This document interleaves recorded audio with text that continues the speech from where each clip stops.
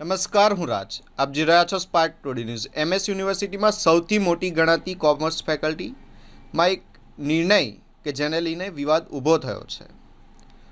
Commerce ફેકલ્ટીના dean Pragnesh Shah દ્વારા main building અને યુનિટ બિલ્ડિંગમાં છેલ્લા 15 વર્ષથી ચાલુ ઝેરોક્સ સેન્ટરને અચાનક બંધ કરવાનો આદેશ આપવામાં આવતા જ વિદ્યાર્થીઓમાં ભારે રોષ ફાટી નીકળ્યો છે. વિદ્યાર્થીઓનો આક્ષેપ છે કે પરીક્ષાનો સમય નજીક હોય ત્યારે નોટ્સ અને અભ્યાસ સામગ્રી માટે સૌથી વધુ જરૂરિયાત રહે છે.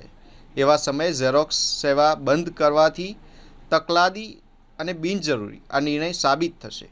કોમર્સ મેઇન બિલ્ડિંગ અને યુનિટ બિલ્ડિંગમાં હજારો વિદ્યાર્થીઓ અભ્યાસ કરે છે. કેમ્પસની અંદર જ ઉપલબ્ધ આ સુવિધા બંધ થતાં વિદ્યાર્થીઓને હવે બહાર જવું પડી રહ્યું છે.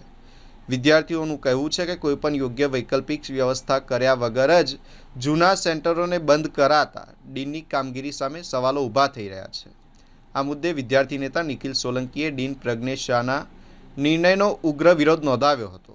તેમણે જણાવ્યું હતું કે જો તાત્કાલિક ઝેરોક્સ સેન્ટરોને ફરી શરૂ કરવામાં નહીં આવે તો ઉગ્ર આંદોલન કરવામાં આવશે. બિલકુલ સાચી વાત છે કે હમણાં 2 દિવસથી અમને પણ વિદ્યાર્થીઓ ઘણી વખત પૂછે છે કે ઝેરોક્સ સેન્ટર બંધ છે, અમને મટીરિયલ જોઈએ છે, મળતું નથી. કારણ કે હવે થોડાક જ સમયની અંદર એક્સટર્નલ પરીક્ષાઓ FY, TY, BCOMની આવે છે.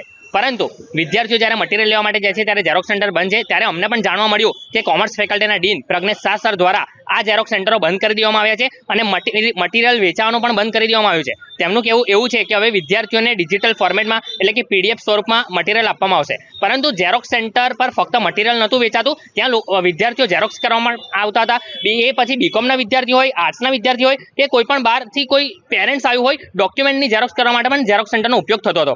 અને આ ઝેરોક્સ સેન્ટર વર્ષોથી ચાલતું આવે છે. 16-17 વર્ષથી આ ઝેરોક્સ સેન્ટર ચાલતું આવ્યું છે. વિદ્યાર્થીઓ ત્યાંથી મટીરિયલ લે છે. હવે તમે અચાનક આ મટીરિયલ એક્ઝામના અગાઉ બંધ કરી દેશો તો વિદ્યાર્થીઓને ઘણી મુશ્કેલી પડે છે. અમને એવું લાગ્યું હતું કે પ્રજ્ઞેશ સર કંઈક સારું ડિસિઝન લેશે, પણ આ ડિસિઝન જે લીધું છે તે કંઈક ને કંઈક અમને યોગ્ય નથી લાગતું. મટીરિયલના કારણે વિદ્યાર્થીઓ ભણતા હોય છે, વાંચતા હોય છે, પરંતુ હવે એ જ મટીરિયલ નહીં મળે તો એક્ઝામના આવા સમયમાં જે 1 મહિનો 1.5 મહિનો એક્ઝામનો બાકી છે, તે સમયે હવે વિદ્યાર્થીઓને મુશ્કેલી પડી રહી છે તેવું અમને લાગે છે.